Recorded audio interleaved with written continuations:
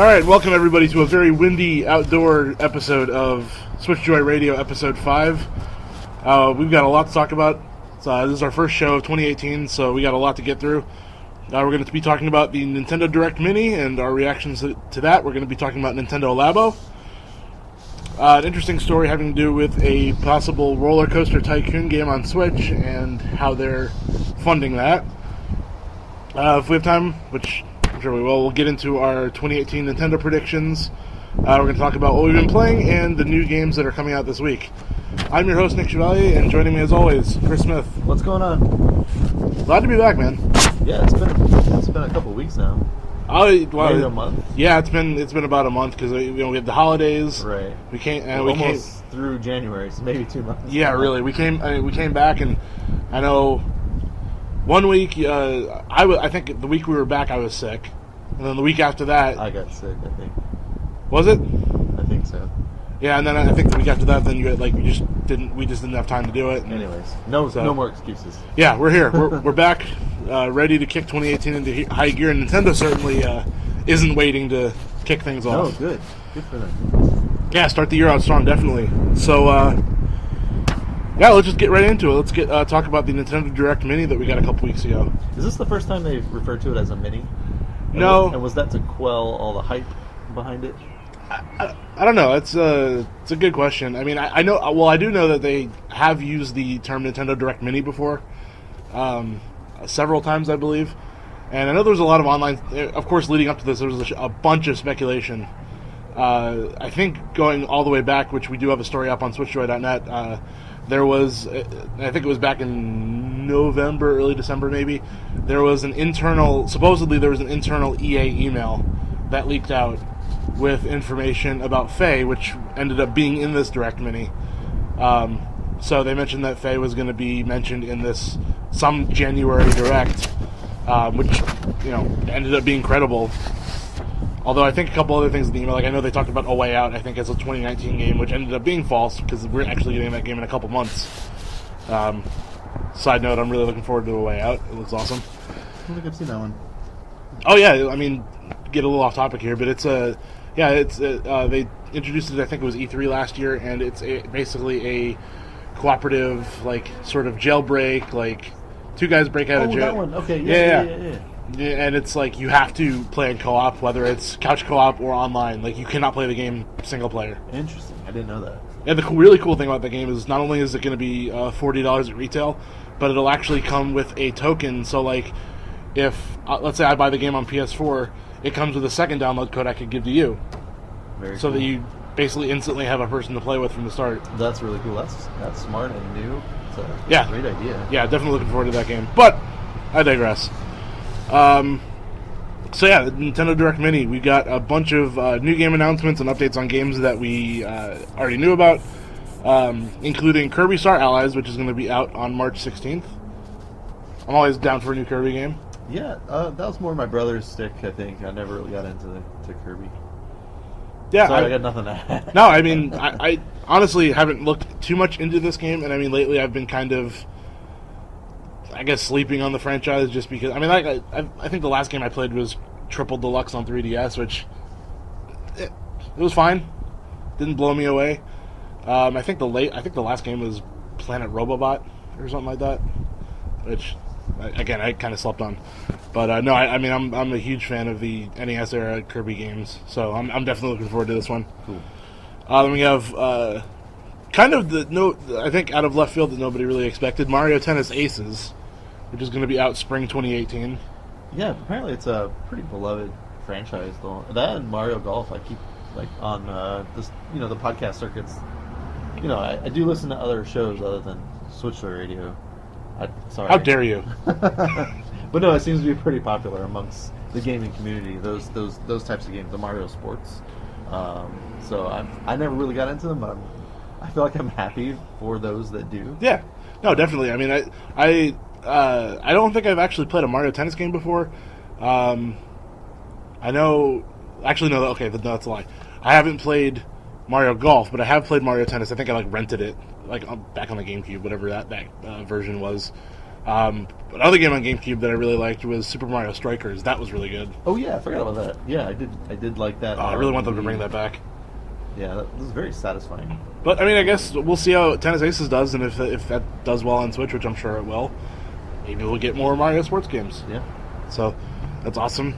SNK Heroines Tag Team Frenzy is going to be out summer 2018.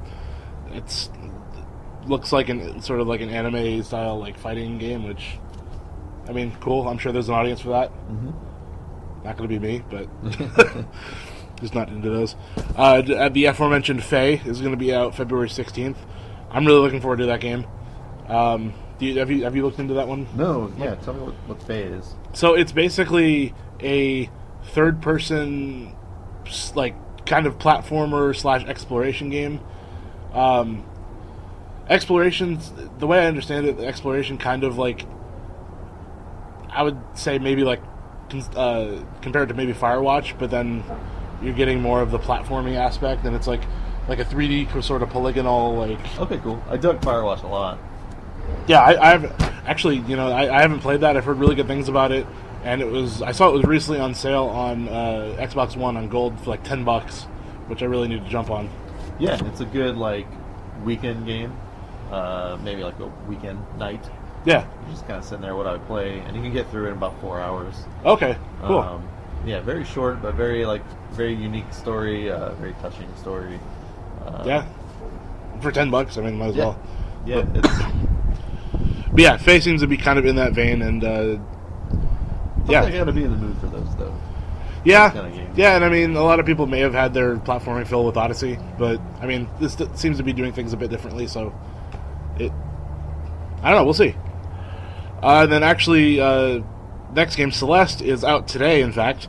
That is sort of a, based on the videos I've seen and some other talk I've heard, it seems to be kind of like in the vein of like Super Meat Boy, sort of in terms of like a precision platformer. Okay, and this is from the Towerfall guys, right? Yes. Team, I should say. Yeah, I think the guy that started the sort of studio, I think it's called like Mike Makes Games, I believe. Yep.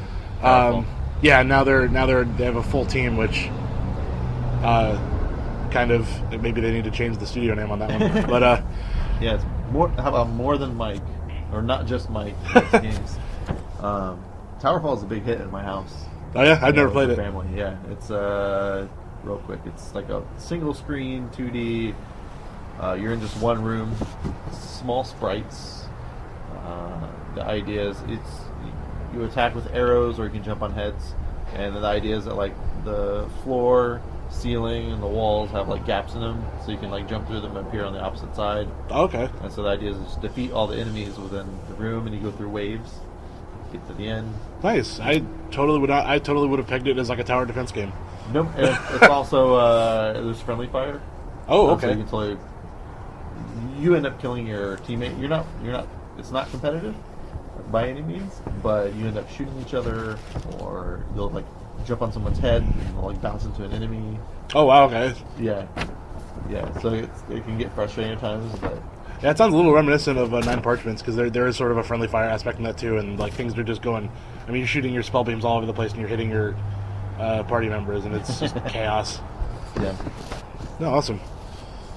So yeah, that game looks really cool, and actually, I think one of the interesting things about that game is you can turn on, I think if you go into, if you go into the game settings, you can turn on like full invincibility, so you can just like not die, but.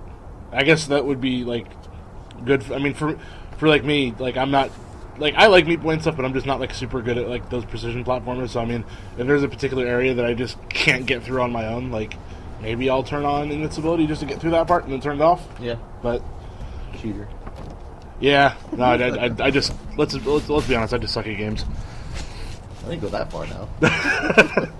But no, there's a lot of buzz about Celeste, so hopefully, like I said, it's out today, so hopefully. Cool. Yeah, we'll see how that does.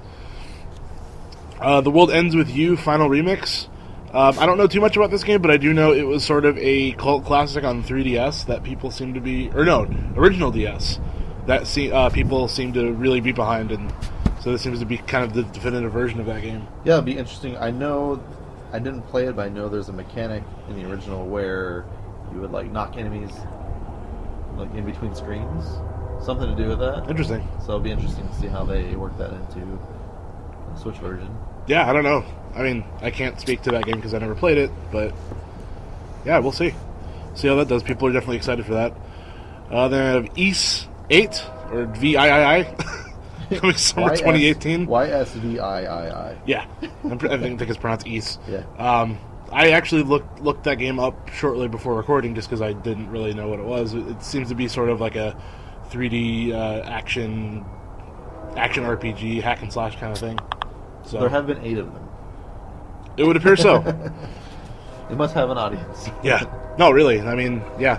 I think the games tend to be more popular over in Japan, and I don't know if all of them have been localized and come to the West, but I mean, cool. Another action RPG on Switch. I think I actually saw someone on one of the Facebook groups I'm in sort of compare it to, like, I think they refer to it as Xenoblade Chronicles Lite. Okay. Maybe. So I don't know how true that holds, but hey, if you're interested in another action platformer on Switch, that might be for you. And I think to maybe no one's surprise, or I don't know, I didn't expect it, but Hyrule Warriors Definitive Edition. I like to is think coming in that spring. eventually every Wii U first-party game will show up on Switch. Yeah, I get. What do we need at this point? Smash, Mario Maker. Either a port or sequel. Yeah. So we got Smash, Captain Toad. Drawing a blank now. I didn't have a Wii U, so that explains a lot. Yeah. So yeah, Hyrule Warriors. This will actually be the second port of that game because the original came out on Wii U, then they also ported it to 3DS, to new 3DS. And now we get the definitive. Yeah, and the definitive is getting, because I guess because I never owned either of the previous versions. There were some unique characters to the 3DS version versus the Wii U version, and the definitive version on Switch is going to have all of that wrapped up in one package. And included in this one is going to be costumes for Link and Zelda from Breath of the Wild. So, oh, nice. Yeah, so I mean, if you're a fan of Breath of the Wild, which if you're listening to this, why wouldn't you be? Yeah, I'm looking forward to when Redbox gets Switch games. Yeah, I'm wondering when that's going to roll out. I mean, the system's almost a year old. Do you think it would start happening? Yeah, right. I think it took a while. Just a side note, I think it took a while for them to get PS4, Xbox One. Yeah, that's true. And even then, sometimes the pickings are still slim. Yeah, I gotta imagine it's because it's a cartridge. Probably a different. Everything's disc-based. So. Yeah, maybe. Yeah. They wouldn't be able to have as thin of a case as a CD. So yeah, or maybe so. Just you gotta get a different case. Maybe. Yeah. All right, and then next up we have Payday 2 coming out February 27th. We've known about this one for quite some time now, but I think this is the first solid release date we've gotten.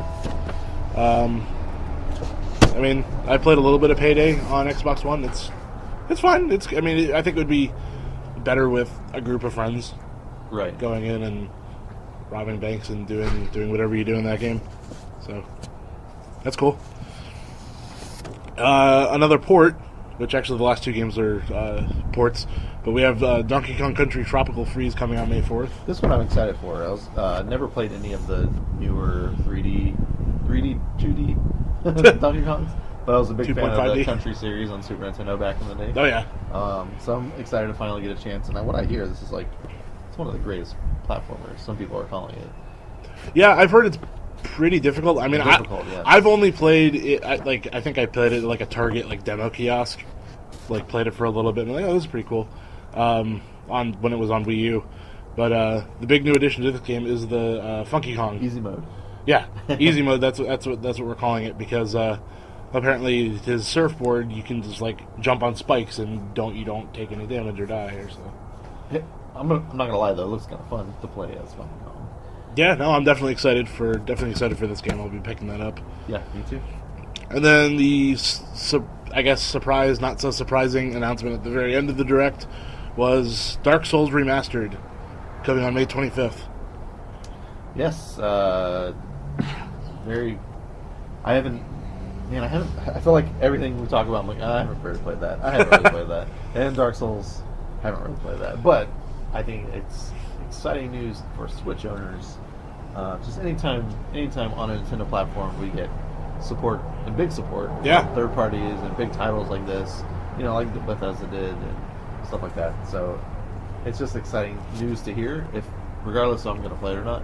Yeah, definitely. It's good news for everybody. Can't help but feel like I need to buy these games to just add to the support. Yeah, I mean, getting backing for FromSoft is really definitely a good ally to have on the Switch.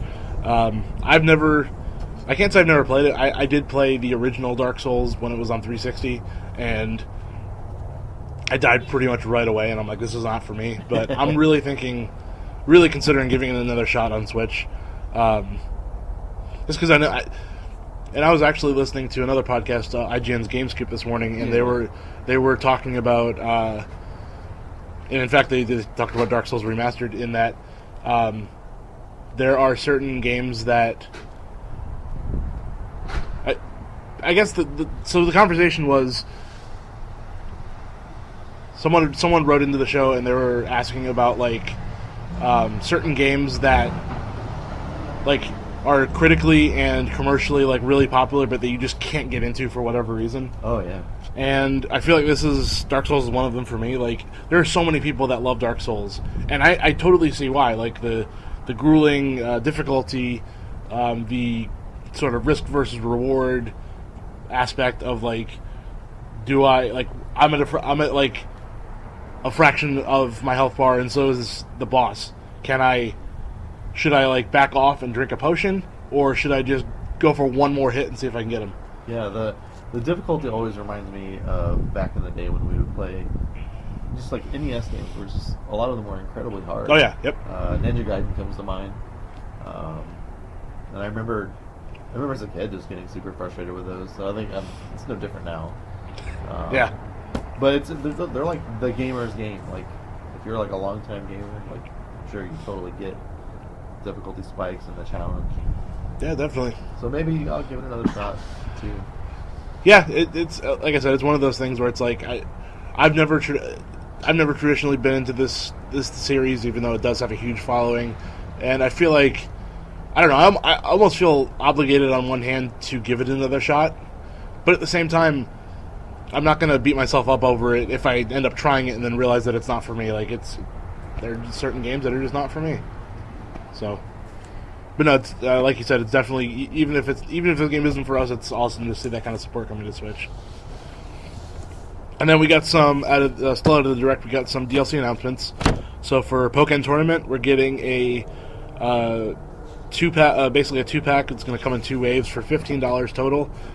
Wave 1 is going to be launching on January 31st, so just here in a few days, and that's going to add Aegislash as a playable fighter, along with Mega Rayquaza and Mimikyu as support Pokemon. And then the second wave is going to hit on March 21st, and that's going to include Blastoise as a playable fighter, and have Mew and Celebi as support Pokemon. So I'm a huge Pokken fan, so that's awesome to me. Oh, okay. I guess the price point isn't bad. I would have hoped that for DLC. Well, first of all, the game is Pokken Tournament DX, Pokken Tournament Deluxe. So to me, that sounds like it should have been a complete package from the start. So it's kind of surprising to me that we're actually getting DLC for this, but I guess $15 for 2 fighters is a little steep. I was hoping that they'd include a bit more in that, but hell, I'll probably get it. Yeah. Just because, that's what they were thinking, right? Yeah, and I think Aegislash is a really cool character. I know you're not too much into Pokemon, but Aegislash is it's a Ghost and Steel type, and it's basically a giant, a floating giant sword and shield. Oh, so I think awesome. it makes perfect sense for this. Yeah, right. And then Blastoise is just a perfect throwback for OG Pokemon fans. Cover the mic. Switch wind. So yeah, I'm really, really excited for this. I guess it's kind of cool that it's split into 2 waves. So you got something to look forward to, I guess, over the next couple months. So I'm excited for that. Then for Super Mario Odyssey, we have a free update, Luigi's Balloon World. It's going to be launching sometime in February, and that's basically, for those who haven't seen it, it's basically they're adding Luigi to the game, but you can't play as him. He just gives you this little side mission, side quest thing, to go and hide a balloon somewhere in like each level, I guess. Man, Luigi's just, he doesn't have anything to do. He's just like, I got a balloon. Find it. Yeah, he needs to go back to his mansion. Yeah. Oh man. Luigi's Mansion for Labo. Oh my god, that'd be perfect. Great. Yeah, backpack seriously, create the yeah, and we'll get into Labo in a minute, but yeah, I mean, this is a cool update. I mean, it's good that it's free. I mean, I think people would really, I mean, people are already pissed that you can't play as Luigi, which I mean, at this point though, I'd say it's a free update. So, what was it? It was Mario Galaxy, right? That was like the bonus at the end, like you could replay the game as Luigi. They made it harder because he had his Luigi physics. I never played it, so I don't know. Oh, that's right. Yeah, yeah. I don't know if it's just beating it or collecting all the stars. Wait, was it stars? Yeah, it was stars. I don't remember. But yeah, you could replay the whole game as Luigi with his, light traction. That's really cool. Physics. That's really That cool. would have been so good in the Odyssey. Yeah, definitely. It's a little disappointing that he's just a balloon hiding game. I mean, I think paid DLC. I mean, I think it's going to happen. I don't know. I mean, It is free, so you can explain about yeah, it. yeah, exactly. This is free, and so what you're doing is you're in one facet of the DLC, you're hiding a balloon somewhere in a random world, and then I guess you can download data from other players, and then go out and find their balloons that they've hidden. Where do you hide it? Like behind? See, I don't know. I don't know if you have to hide it in on like a physical structure, or if it can just be floating in the air. Yeah, I don't know. It's a good question. maybe I'm sure it has to be tied to a physical structure. Maybe of it's some kind. less hiding and more about just oh, I see it. How do I get to it? Yeah, well, that's definitely part of it. I mean, because I guess you potentially could hide it in just floating in midair somewhere, maybe. But yeah, that's the whole. I think that's kind of the whole the grandeur of this is that. Yeah, exactly like you said. Let's see it, and then man, how am I going to be able to connect all of my moves and jumps to be able to reach that? Yeah. So definitely looking forward to that. I mean, it's a free update, so why not? And then a game that I have literally no experience with, Mario and Rabbids, is getting Donkey Kong DLC, which includes Donkey Kong as a playable character, some new story elements, and a new world apparently, and that's coming out in spring. So it's nice to see support for that, though. That's cool, I guess. I mean, I know Mario & Rabbids has its fans, definitely. It was definitely one of the, I guess we'll say, surprise hits of last year. Yep. So, maybe I'll pick it up eventually, but it's not really on my radar. So, Labo, huh? Yeah, that's the next thing on the docket. Nintendo Labo was announced, coming out April 20th. I loved Nintendo's, preface where hey, this is for kids.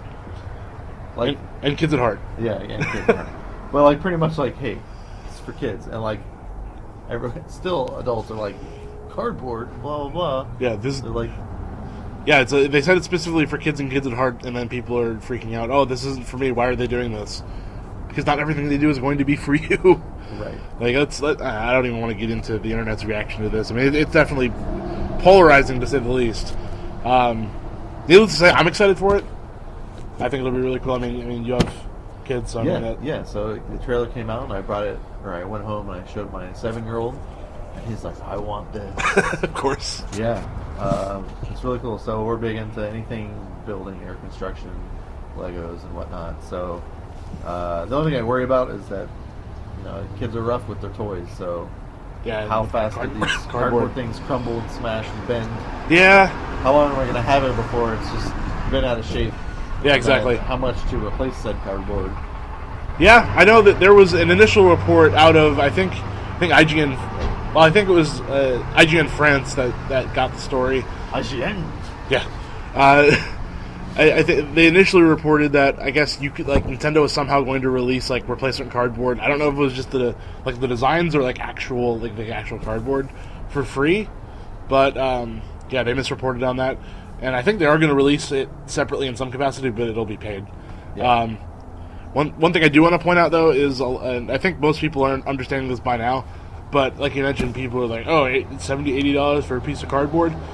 You're not really just getting the cardboard, you're getting a piece of software, game software, physical game software with the package. So right. If you take into account, I mean, I don't know that I would consider these game cards a full $60 release, but if you think of it that way, And at that point, you're only really paying $10 or $20 for the cardboard and the string or rubber bands or whatever comes with the package. Right, yeah, and it's not just cardboard, like you said. There's a lot of different materials in there, depending on which one. I'm not sure how. Like, I know the robot pack should come with the strings and whatnot. So yeah, because they opened that for that backpack, and I'm not sure like what's going on in the backpack. Yeah, it looks like they had like a bunch of like pulleys and like sort of all this. Seems much more complex than I would have thought. I can't imagine you put the Switch in the backpack. So I think you put the Joy-Con in there. Yeah, I think it's the Joy-Con. So I think what it is I mean, because the Switch screen, I mean, you're going to be either docked or I guess undocked, looking at that because that's how you're going to play the game that it comes with. Right. Yeah. And I guess you use the Joy-Cons, and I mean whether it's the robot or in the variety pack, the Joy-Cons are basically what makes the whole idea of this possible. Like I know in the variety pack, there's one like little like buggy like racing car thing that uses the Joy-Con's HD rumble to sort of like move control. Yeah, and so basically you're using the Switch like tablet to move the controllers, right? Which seems kind of backwards. Have you ever seen? Have you seen Hex Bugs? Heard of them, but yeah, it's just a little toy. All it is a little vibration. I almost said something else. It's a little vibration device, haptic feedback. Trying to be PC about it. But yeah, you just turn it on and it just vibrates at rapid succession. Yeah. It's able to move. You can't really control it; it just goes where it wants. But it looks like a bug crawling down on the floor. Okay, neat. That's cool. So it's kind of the same idea, but except you get to control which Joy-Con words moves. Yeah. Yeah. I think just trying not to say vibrator. Guess we can just bleep that out if we have to. Yeah. We're all adults. Wow.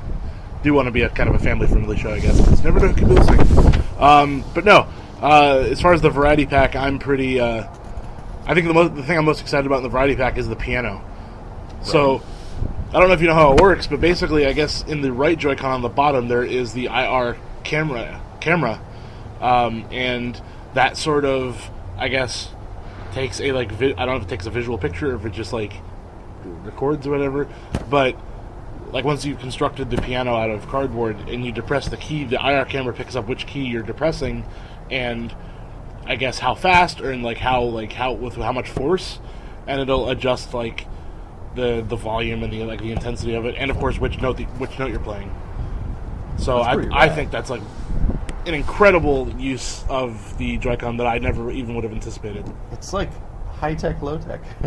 Yeah. It's really weird. And not to mention, let's just say I don't think anybody expected this to be what was announced. Oh no, not at all. Like when they said like, oh, we're announcing something for kids and kids at heart.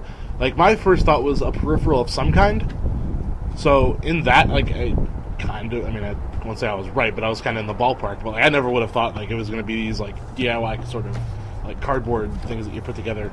Yeah, I had no clue actually. I think I'm just in the game space more than the toy space. Yeah. So I just like, what game? What are they gonna do? A new game, or a new IP, or bring back an IP? A lot of people were thinking, and it was probably wishful thinking, that this is going to be a virtual console announcement. Which that is not for kids. Yeah, I don't know. That is for kids at heart. Who grew up on exactly. Old stuff. So. But no, it's really cool. The variety pack is going for $69.99, and the robot pack is $10 more at $79.99, and that will be out April 20th. So, very cool. I think we probably. I want the variety pack. My son really wants the robot pack because little boys and robots, they like them. So, there's no way I'm getting both. I really don't even want to buy it, honestly. I'd rather buy other things. Yeah, but it's going to happen. So maybe a Christmas present for the next year. There you go. That'll work. I think so. Yeah. I don't think I'll be picking it up day one. Maybe even by then we'll see different because I'm sure this isn't the only. I'm sure this is just the beginning of Labo. I don't think this is going to be all their release. Oh yeah, it'll be nice to go. You're like going through Target or whatever, and like there's like a little $10 pack that you can pick up. It's maybe like a smaller idea. Or maybe they'll start selling stuff in a variety pack individually. Yeah, maybe. Or what I'm hoping is that they take like even for the variety. I don't know about the robot pack, for at least the variety pack, maybe like through software updates they can like add new, like if they release like a new cardboard set, they can release like a free update for the software to include a new thing. Yeah. So definitely excited about that. I will be. I don't know if I'll be doing the robot pack because I honestly don't know that would fit my body. But oh wow, I never even thought about like can adults wear that? Yeah, because I don't know, because like it seems. Well, I think, and it's on the video, but I think like the Joy-Con goes in like one of the like arms or whatever that you wear, and yeah, I don't know. So whether that actually fits, I don't know, but I'll definitely be getting the variety pack at the very least. Yeah. All right, so a little bit of interesting news here. RollerCoaster Tycoon looks like it's coming to Switch at some point. Very cool. I like RollerCoaster Tycoon. How much is it going to cost? Well, if you want to help fund the game, because apparently they don't want to do it themselves, you have to pay a minimum of $250. What?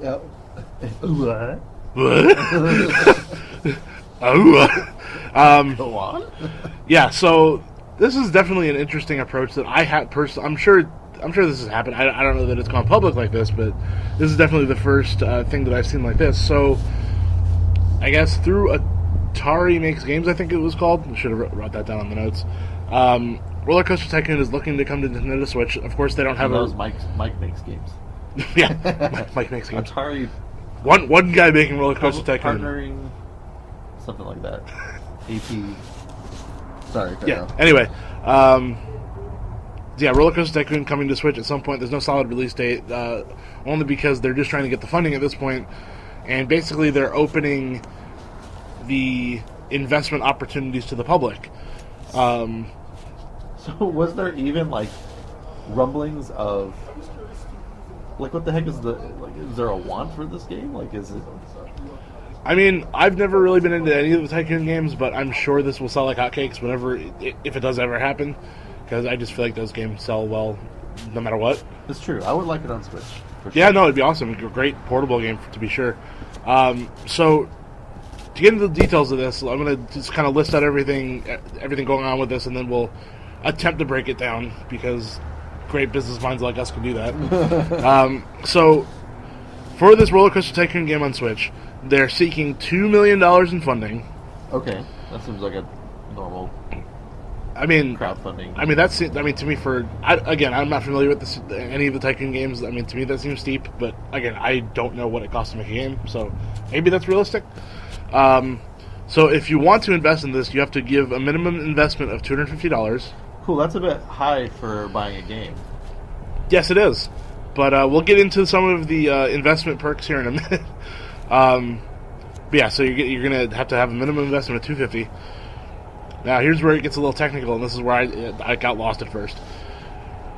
Once you've given your investment, you get a pro rata share of 50% of profits until 120% of your original investment is earned back.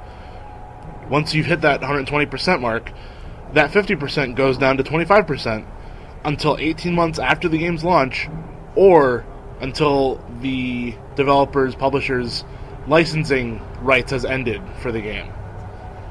Okay? And I still don't own the game yet, do I? No, you do not. But here are the perks. Here we go.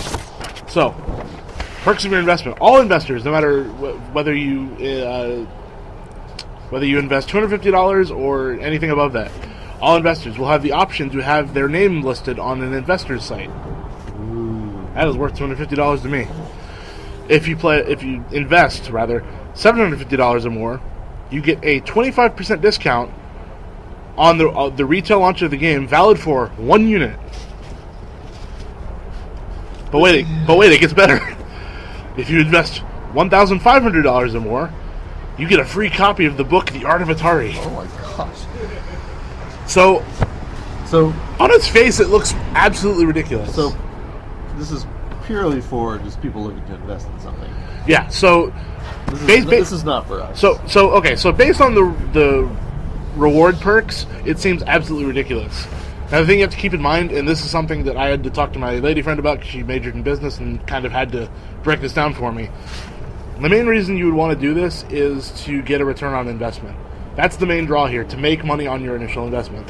So, if you're going to be investing the money to get your name listed on a website, or get a 25% discount on the game, or get a free book, I think you're investing for the wrong reasons. Yeah. So the main draw is going to be getting money back in your initial investment. That's kind of the whole point, really. And I guess these extra perks are just bonuses to that. I'm not even going to try and break down the math behind this. No, that's okay. I don't think anyone wants that. Yeah, no, my brain would just melt. But yeah, I'm not going to get any of the actual money. But basically, it could be a reasonable investment. That's assuming, of course, that three things happen. One, where that's assuming that they actually hit their funding goal of $2 million, that you would actually get a worthwhile return.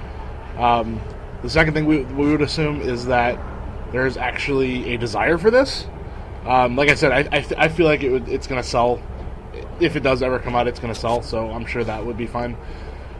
And the third assumption is that it's going to be a full $60 release.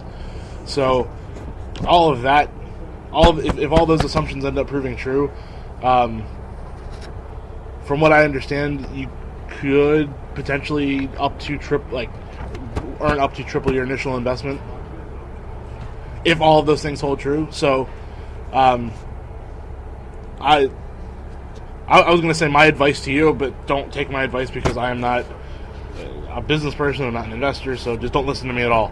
But here's my advice anyways. Yeah, don't listen to me. Here's my advice anyway.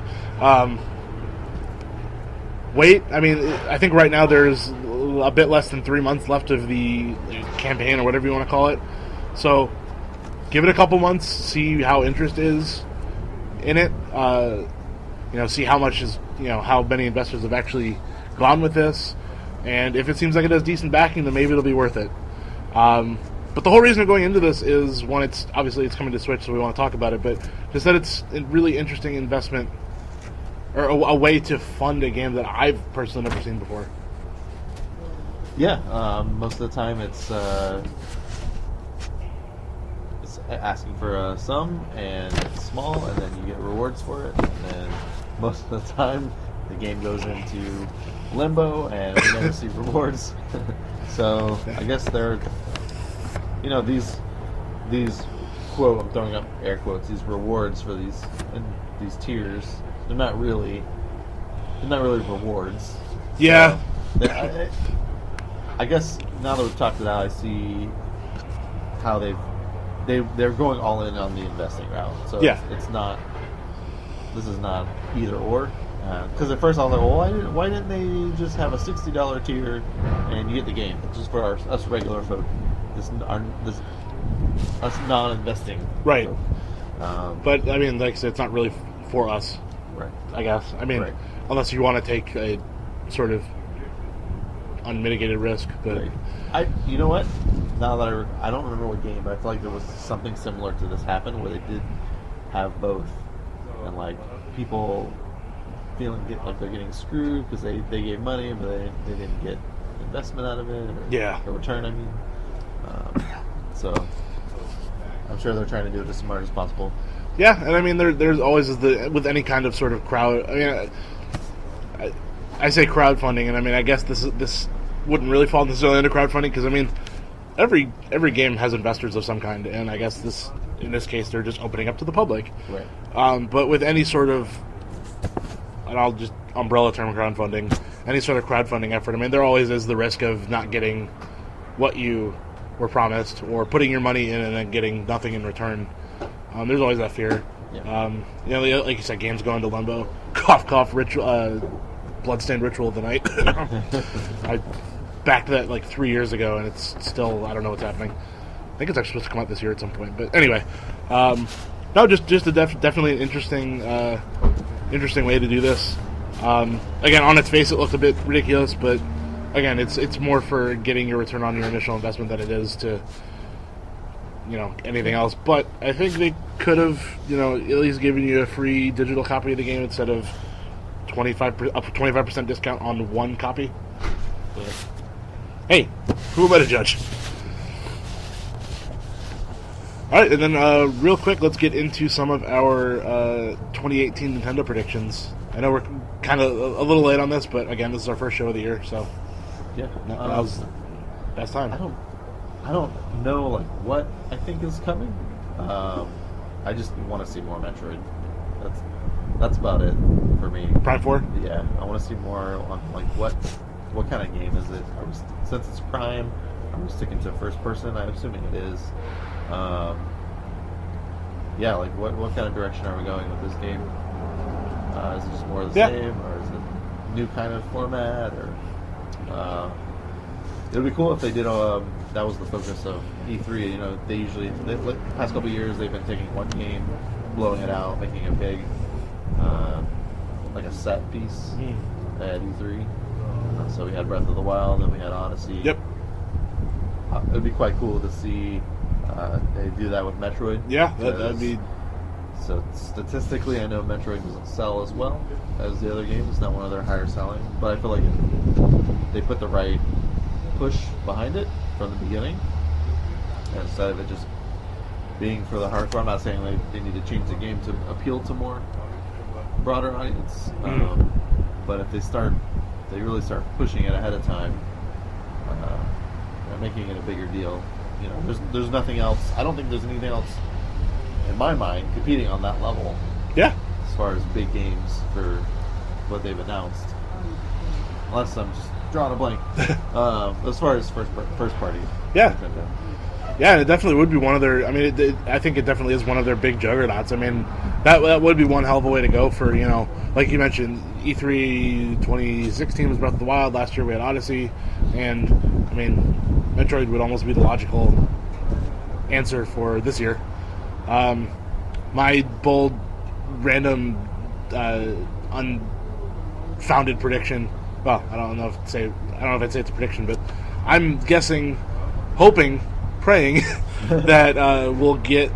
I'm hoping we're going to get a closer look at Pokemon Switch. I don't know that it's coming out this year, although I think they tend to. Whenever a new Pokemon game comes out, I think they tend to usually announce it beginning of the year, and then by that November it's out. So, yeah, maybe it could come out this year. Although they only mentioned it even existed last year, and it sounded like it was still very early in development. Yeah, same with Metroid. Let's see. So things we want, of course, some level of virtual console. So what do you think? What do you think when? So it's gotta. I assume they're waiting to debut it with the online service. Yeah, that's what I was going to say. I think both Virtual Console and their paid online, it has to be this year. It has to be. Yeah, they can't wait. Oh, were you giving me that face because of the Oscar Mayer wiener? Yeah. Yeah, I saw that. Like that. I didn't know if you were going to catch it, but yeah, that was just a giant wiener truck just drove by. So if you blow into the end of the truck, it doesn't whistle. So I think at this point they can't disappoint with Virtual Console. I don't think they're going to call it Virtual Console. I think it's too tied to the Wii, and I think they're doing everything they can to distance themselves from Wii. Yeah, and if they're not, yeah, I mean, and that makes sense. Like they have to brand it differently because, I mean, I'm almost positive, and I don't think it would even be possible from an online infrastructure standpoint. But I don't know. I still have my Wii, and I have a bunch of Virtual Console stuff on there. If only they had an account-based thing where all the things that you previously bought could be re-downloaded for free, since you've already paid for them. But like I said, I don't think that's even structurally possible.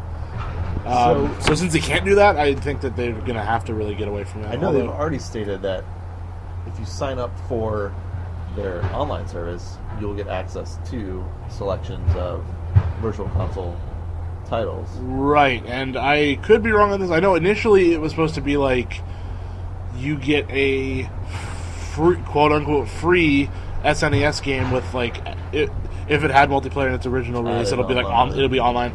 But you only get access to it for that month, and then next month it like goes away. And if you want to keep it, you have to buy it. So I would so rather see it become a platform like a Netflix. Just imagine on your Switch in the UI of the OS at the bottom, those little circle icons. Yeah. You get an added virtual console or whatever you want to call it to that section, and you just open up the platform via like a Netflix or something like that. So you're talking like maybe like a monthly subscription service? Yeah. Sort of like Xbox Game Pass? Yes. That would be amazing. $10 a month, all the classic games you want. I would do that. I would totally do that. I don't know. We'll see. Regardless of what it is, they have to do it soon because just like we saw with Nintendo Direct, with the hype behind it, people just wanting it, and then a lot of this is the nature of the beast. Yeah, you get hyped up and then you get disappointed But if they keep just pushing it out, I feel like it's going to show up and be not what people wanted, and then boo. Right. Yeah, of course. It's the internet. But yeah, it has to be this year. In fact, I think it has to be. They need to announce something, if not before E3, at E3. Like, it can't... It can't wait until after that. Like, it needs to happen because... I mean, I know we've only really had the Labo announcement and this mini direct so far, so I mean... Yeah, we're only in January. Yeah, I mean, there could be there's so many unknowns for the whole of 2018. But if we're judging based on what we know now, it seems like so far 2018 is a pretty light year when it comes to like big AAA stuff for Nintendo. So I feel like if that remains to be true, I think they're going to need that virtual console push. Yeah. Well, they came out in the first year with 2 juggernauts, and so it's hard to keep that momentum going. And it's Mario and Zelda. It's the biggest franchises they have. And we already got those. So I think it's hard to be like anything else is at that level. Probably closest would be, I mean... Pokemon, probably. Yeah, I was going to Metroid definitely, but like you said, the sales numbers just aren't generally there for whatever reason. But yeah, Pokemon would definitely... And I know it's not exactly a first-party thing, but I guess second-party. Pretty much. Yeah, it's one of their most notable franchises, to be sure. So yeah, that's always definitely up there. And I know the Switch version is just going to be... Yeah. I'm hoping it's going to be the MMO that we've always wanted, but we'll see. Or at least something close to that. Yeah, 2018. We'll see what happens. I mean, it's definitely a good start so far with Labo and everything we got from the Direct Mini. So I'm excited for the unexpected. Yeah, definitely. I mean, if there's one thing that Nintendo fans are used to, it's surprise. Yeah, exactly. With left field, out of left field stuff like Labo. Like, who would have thought we'd be getting DIY cardboard things that you can put your Joy-Cons into, and it's actually really cool. Yeah. All right. Cool. So what we've been playing. So I've been playing a couple of games. By the time this recording goes up, I'm actually still putting the final touches on the review video. But by the time this episode goes up, that should be up and live. So I'm doing kind of a sort of reviewing 2 games in one shot. It's Oh Sir, the Insult Simulator, and Oh Sir, the Hollywood Roast. Those are basically 2. I mean, they're also on Steam, but they're basically 2 mobile ports. So they're kind of light. I mean, since they are mobile games, they are. I mean, not to be derogatory toward mobile games, because there are some that are actually very deep and complex. But I mean, even on the eShop, they're going for I think $199 and $299. So it's they're pretty light offerings, but they're pretty good. The Insult Simulator, isn't that? So so it's literally basically what it is. It's you pick. So in the Insult Simulator, you pick. You have a certain few characters that you can pick, and they're like sort of like high class, like English, like archetypal sort of characters, like they're like kind of like haughty and like. Yeah, not gonna do that. I imagine there's like Englishmen with monocles and top hats. Exactly. Okay. That's pretty much the spirit of it. You take off your glove and slap each other. Verbally, yes. Verbally, okay. So basically, you pick a character, you pick a stage. And the game, each like match will start out with like some little like pre-designated like little like argument that they have, and then they have to resolve that argument by insulting each other. And so when the match starts, you get this like list of sentence fragments that both players choose from, taking turns, and you have to piece together an insult based on whatever options you're given. And so there's a pool of 9 that both players can choose from, and then each player has a hand that has 2 other little fragments in them, and they can be unique to. They can just be like the same fragments that are available, or they could be unique to, like, let's say the level. So, for example, there's one level is a pet store, and the initial argument that happens is, "Oh, I'd like to return my parrot. It's dead." And one of the dialogue options that you get in your hand could be like the fragment "this dead parrot." So it's unique to that situation. But yeah, you go back and forth selecting different sentence fragments to try to come up with an insult to wound your opponent's pride, which is sort of like a health bar above each character. Sounds like Monty Python. A little bit, yeah.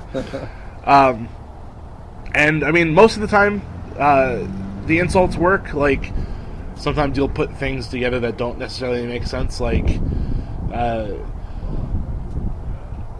your face, your face appreciates this conversation. Like, it doesn't really make sense, but you'll dock a few points off of their pride for doing that. But then you can put together, if the options present themselves well, you can put together really, some really good ones. And the game rates you on how well put together your insult is, and of course, the better, and usually the longer and the better put together the insult is, the more damage it'll do to their pride. If you get the right dialogue options, like if you say your mother is whatever, and then the next round you use something having to do with your mother. Really?